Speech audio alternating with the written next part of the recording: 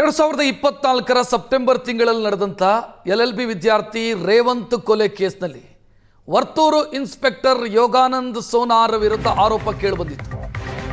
Rowdy sheeter ರೇವಾಗೆ ಸಹಕರಿಸಿದ್ದಾರೆ inspector ಅಂತ. ಇದರ ಬಗ್ಗೆ ವಿಸ್ತೃತವಾಗಿ ಸುವರ್ಣ ನ್ಯೂಸ್ ವರದಿ ಪ್ರಸಾರ ಮಾಡಿತ್ತು. ಈಗ ಯೋಗಾನಂದ್ ಸೋನಾರನ್ನ ಸಸ್ಪೆಂಡ್ ಮಾಡಲಾಗಿದೆ. ಏಷ್ಯಾನೆಟ್ ಸುವರ್ಣ ನ್ಯೂಸ್ನ ಬಿಗ್ ಇಂಪ್ಯಾಕ್ಟ್ ಇದೆ. ಪ್ರಾಥಮಿಕ ತನಿಖೆ ವೇಳೆ ಇನ್ಸ್ಪೆಕ್ಟರ್ ಲೋಪ ಇರೋದು ಸಾಬೀತಾಗಿದೆ. ASI ಕೃಷ್ಣಮೂರ್ತಿ ಸೇರಿ ಹಲವರ ಹೇಳಿಕೆಯನ್ನು ದಾಖಲಿಸಿಕೊಂಡಿದ್ದಾರೆ. ಸೈಯದ್ ಅದಾವತ್ DCP ಉದ್ದೇಶಪೂರ್ವಕವಾಗಿ ಕೆಲ ಆರೋಪಿಗಳ ಹೆಸರನ್ನು ಕೈಬಿಟ್ಟಿರೋದು ಕೂಡ ದೃಢಪಟ್ಟಿದೆ. ಸದ್ಯ ನಗರ ಪೊಲೀಸ್ ಆಯುಕ್ತ ಸೀಮಂತ್ ಕುಮಾರ್ ಸಿಂಗ್ ಆದೇಶ ಮಾಡಿದ್ದಾರೆ. ಯೋಗಾನಂದ್ ಸೋನಾರನ್ನ ಸಸ್ಪೆಂಡ್ ಮಾಡಿದ್ದಾರೆ. ಜೊತೆಗೆ ಪ್ರಕರಣವನ್ನು CCBಗೆ ವರ್ಗಾಯಿಸಲಾಗಿದೆ. ಇವತ್ತಿನಿಂದ ಜಂಟಿ ಆಯುಕ್ತ ಅಜಯ್ ಹಿಲೋರಿ ನೇತೃತ್ವದಲ್ಲಿ ತನಿಖೆ ನಡೆಯೋದಕ್ಕಿದೆ.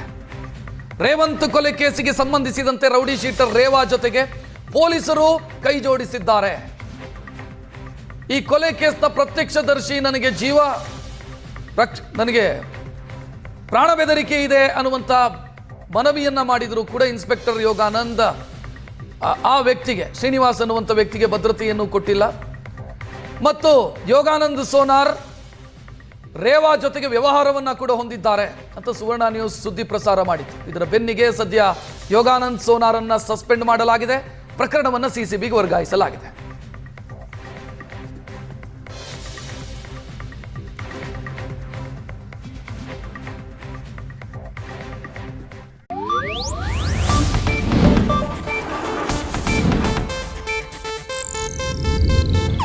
ಇದು ಏಷ್ಯಾನೆಟ್ ನ್ಯೂಸ್ ನೆಟ್ವರ್ಕ್ ಪ್ರಸ್ತುತಿ.